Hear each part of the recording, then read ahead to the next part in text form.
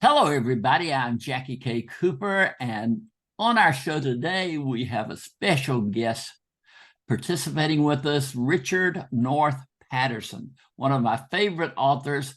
I have liked everything he's written, I believe. But Richard, welcome to the show. And like I said, I am glad to have you back. Well, I'm glad to be with you, Jackie. Thanks so much. Now, back in the 2015, 2016 time period, I was reading, and then it stopped. What happened? Well, I was actually busy writing essays and political commentary for national publications, over 300 pieces Mhm. between 2015 and 2021. So roughly the period coinciding with the rise of Trump. And so instead of writing novels, I was doing that because I thought it was an important time to be doing commentary in America. But that said, it occurred to me that so much of what I wrote, directly and indirectly, had to do with the problems of race in this country. And so I concluded that I would return to fiction, write a novel that captured the reality, but also in a dramatic, interesting way that engaged readers of fiction. My late friend Pat Conroy, who I'm sure you have read a lot of, um, Everything you wrote. once said that fiction is where I go to tell the truth. Um, and I think that a dramatic story, if you have engaging characters that the readers care about in a situation which captures their ongoing attention, then you can also ask them to look at issues, in this case, issues of our racial problems in a new and different way. So that's what I resolved to do. So you're right. I was gone from 2014 to 2023, 9 years. This is my first novel in 9 years. Well, I'm telling you, like I said, I received it. Again, hold the book up and show everybody. It's called Trial, and it is out. Well, when we're filming this, it's out tomorrow, June Uh, 13th, I think it It is. it is indeed. I can tell you for a fact, June 13th, 9 o'clock, but who's counting? Who's counting? But Richard, when you said you were writing political pieces, etc. When did the idea of this story come to you? I would say it was in the spring of 2021, so about 2+ years ago. And I really started thinking about the issues of unequal law enforcement, which became so prominent in the wake of the George Floyd tape, among other things, the rise of white nationalism, the exploitation of racial anxiety by politicians and the media, um, the ongoing issues of voter suppression, including in Georgia. Um, and I thought, well, there's a story there. So I designed a plot which stems from the arrest and the trial of an 18-year-old voting rights worker after uh, a traffic stop at night in rural Georgia, where the arresting officer, a white deputy sheriff, is killed rather than the young black worker. And from that, um, he is plunged into the vortex of a nationally televised capital murder trial in rural Georgia, which is also complicated by the human dimensions of it. Not only his dilemma as the defendant, but the dilemma of his mother, a prominent, nationally prominent voting rights worker, and the man who, much to his surprise, turns out to be his father, a white congressman from Massachusetts who had been in love with his mom when they were students in college. And so what I tried to do was combine something which is a deeply personal story of family, love lost and found, a father and son trying to discover each other under the worst possible circumstances, and also all the issues of race that complicate their dilemma. Well, you certainly, the book is packed full of what you just said. You've got a love story. You've got the drama of the shooting of the white sheriff's deputy, the young black man. You've got all the political tensions that are there, and I mean, you can't put this thing down. Once you pick it up. It is exactly what it says in the title, trial, and you go through the trial, and you can't see how it's going to end. At least I couldn't. And I thought, oh, wait a minute, I'm a lawyer myself, and I'm thinking the facts here are going to go one way, the emotions are going the other way. How can those things be resolved? And it's a nail biter right up to the end, figuring out how that goes. Well, that was certainly the idea. I really did put my heart and soul in this. This is a passion project. And I should say that, if you're going to write, outside of your own personal experience or identity, you have to go where the people live who have actually had that experience and listen and learn and look. And so I went to rural Georgia. I picked out a prototypical county in southwest Georgia, Sumter County. I interviewed about 50 people, a good half of them African Americans. I asked them everything I could about their personal experience. And without their interest and help, I could not have written this book. But I also, to design the trial, I talked to prosecutors and defense lawyers who had experience in that kind of cases, law enforcement officers, the kinds of expert witnesses you would have, retired judges, both black and white, about how this would go down. And it's all in the book. So, I think if you're, I'm sort of a fan of social realism in fiction. And if you're going to do that kind of thing, then you have to think of yourself not only as a novelist, but as a bit of a journalist, really getting out and learning the stuff that you need to know. So it's all in the book. And I'll tell you, it was an amazing experience for me as the writer.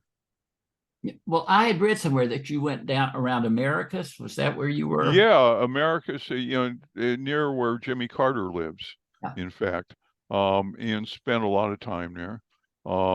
It was very enlightening. And yeah, I'll give you an anecdote. It's just why you do this work.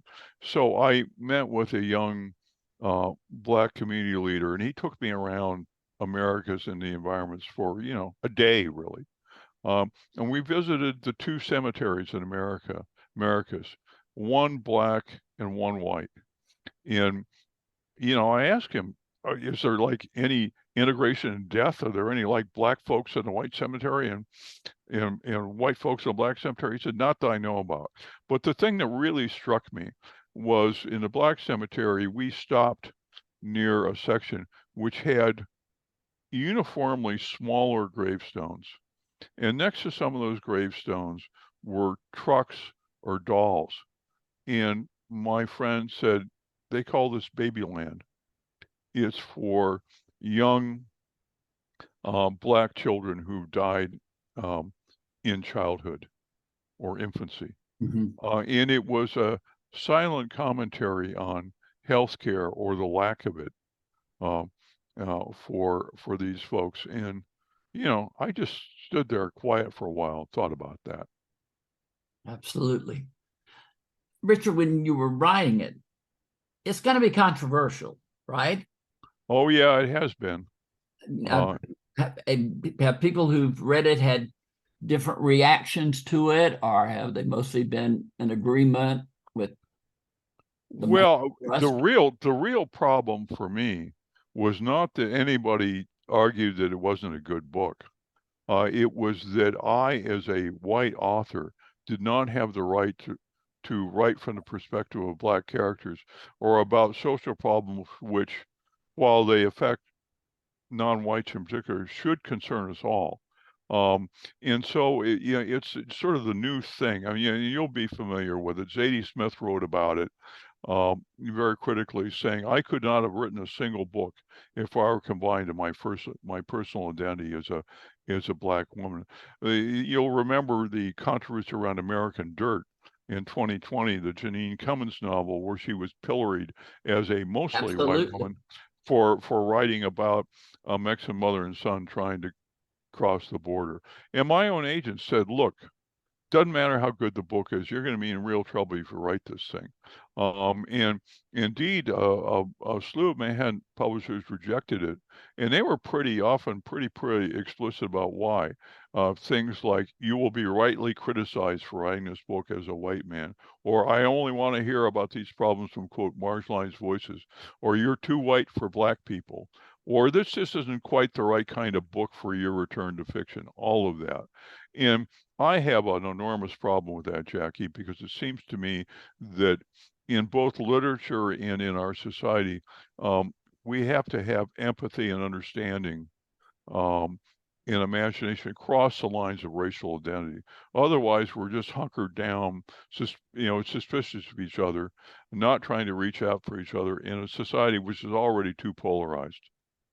Well, when I was reading the book, I thought about this. You were going to have, the issue raised of how can you as a white man write this story from a basically black viewpoint?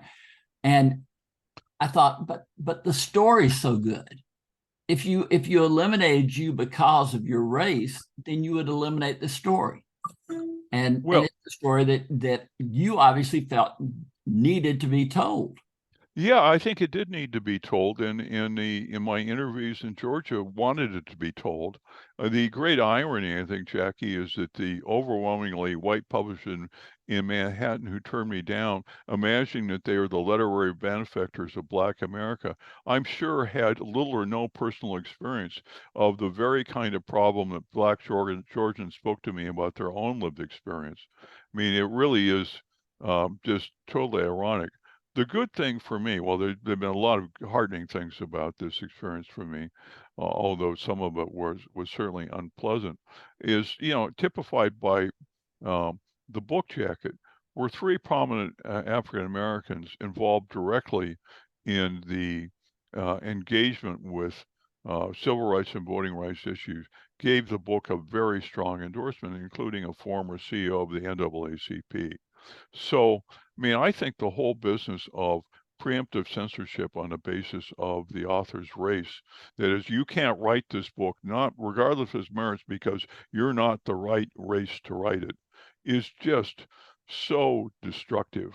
And if you follow the logic of that, I mean, white people can write only about other white people who they think are like them, and if they it's not only impossible, but it's arrogant to even try to write about anybody else. So, okay, so take Madame Bovary and Anna Karenina, two classics centered on women written by men. So Tolstoy and Flaubert shouldn't have written them? I mean, really? At what point? That logic that was presented to you, no, they wouldn't. Well, and indeed, if you're going to write a book about a white man and a black woman, as I did, because a central character is a white man, do you have to have co-authors of different races, or do they have to be a white man and a black woman? I mean, how do you even do that? Richard, there are so many arguments, for inclusion these days, which says, even if you change history in a sense, if you can use it for the purpose of including, black actors in roles that were supposedly just to be played by white actors, that whole theory is thrown out the window if they say, but you as a white author cannot write anything other than the white viewpoint. Oh, it's ridiculous. And you mentioned actors. We saw Macbeth last year with Daniel Craig and Ruth Negga, who's a woman of color. She did a terrific Lady Macbeth. She was the best thing in the play. She's a brilliant actress. So. I mean, what? It's really, really kind of terrible. And if you also think about it, it is impossible, if you write about anyone, to write about somebody who's not different from you. We spend our lives trying to understand people who are different from us, starting with like our family, parents, kids, spouse, whoever. And so this idea that you're granted some sort of unique understanding of white people because you're a white person. Well, what kind of white person are we talking about here? I can't say, Each race has its own complexities. Yes, you can't just on the basis of the color of your skin know everything about everybody who has that same color of skin. yeah, I mean, if I were going to write a book about a blue collar guy in the Bronx, I would have to go talk to him, because I'm not granted any kind of unique insight just because he and I might be Caucasians. But I mean, returning to the book, I mean, I think we read fiction in part because it has great human interest. And the idea of these two people who are in love and lost each other and then have to come together around their child, a child that the man doesn't even know he had, and who he has to be engaged with at some cost to his political career, is, to me, a very compelling kind of thing. And then to see the trial as it proceeds, with all the human drama and twists and turns that a trial has. I mean, I don't think there's any better crucible for fiction than a murder trial. It's a legal thriller. In a sense, this is my favorite type of novel to read. But you're getting ready to go out on Publicity and everything else. Are you ready for the battle this is going to be, in a sense? Well, I mean, here's the good thing, I guess. I mean, look, who enjoys preemptive censorship? I mean, I don't, but at least I have the professional capital to be heard on the subject, okay? Yes, you do. And eventually to get myself published. Imagine a first novelist or an emerging novelist who's written a great book, but the publishing world says, no, wait a minute, we won't publish this because you're the wrong identity. Not only is his book going to be crushed, or her book, but their career might be over with. Yes. So this has implications way beyond me. It has broad implications for what kind of literature we want, what kind of society we want to be. So if it had to happen to somebody, better me than somebody who is not established in the business. Well, like you said, though, your name does carry weight. So it's like, if you had not had that force of your name and your career behind you, no telling it might just have sunk into oblivion. Well, I've always been grateful for my success, and I've never taken it for granted. I mean, if you succeed in this hard business, there's a real element of good fortune, which has not to do with your virtue. But I've been particularly grateful. In this case, I've been able to sort of fight for this book. Well, that's great. Richard, when I was reading it, there's a new emerging actress. I don't know if you're aware of her, Danielle Deadwyler. I've thought about her, actually. She was in my mind all the way through this book. Well, if Ryan Gosling and Danielle Deadwyler are listening, please call your agents. Ryan Gosling was my choice too. Yeah. I think, of course, Hollywood never listens to me, right? But I mean, I think they'd be great. It's funny you should say that, because a lot of people still don't know her. I mean, she emerged really in the public consciousness until. But yeah, you're right. She's wonderful. Well, I will tell you this. She and our Facebook friends, and I wrote her and said, there's this book out called Trial by Richard North Patterson. You need to get your agent to find out if they're making a movie, because my agent is Bruce Vinegar at CAA, VINOKUR. So you can tell her for me that without you prompting me, I thought she was the one. Well, I'm telling you, both Ryan Gosling and Danielle Deadwyler, and then I'm sitting there and I'm thinking, who could play Chase? And Ryan Gosling came into mind, and so you and I are of like minds there.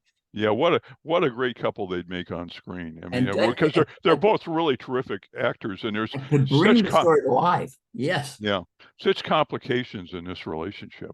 A year or 2 years from now, I'm saying, I remember sitting there talking to Richard North Patterson, and we cast the movie. Yeah, there we go. Well, we'll see if Hollywood listens to us. We'll see how much influence we have. Yeah, exactly right. Let me ask you this. This book, like I said, it's just hidden stands, the bookstores right now. But have you already gotten your next book in mind? I haven't. I've Well, been let it be very, I've been in 9 years very, now. I've been very engaged with the unusual amount of energies that's sort of taken me to get this book in the public domain in the face of a lot of opposition. I wrote essays for the Wall Street Journal and for the Bulwark. Um, and so what I've told myself is come July 1, when I stop being an author worried about his book and start being a grandfather trying to keep kids from drowning in a swimming pool, I'm going to start to think about my next book. So we'll see. Well, I'll look forward to it. I'll tell you that. One last question. This just struck me. You are Richard North Patterson. Why 3 names? Well, that's what my mom did to me, because she was Marjorie Frances North. It's an old family name, so I always kept it, and I found it very useful in differentiating myself between James Patterson. The poor man only has 2 names. Oh, yes, yes, Maybe 1,000 books, but only 2 names. that's right. Well, it's a perfect author's name to me, Richard North Patterson. It sticks in your mind. And your history of novels has stuck in my mind. I am so pleased to be talking to you here on the birth of Trial. And go out and get it. It's in the bookstores now, so everybody can get it.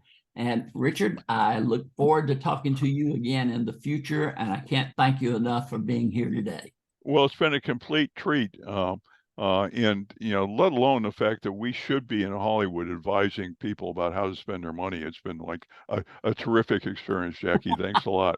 Listen, thanks so much. We'll talk to you next time. All right, you take care now. Take care. Bye-bye.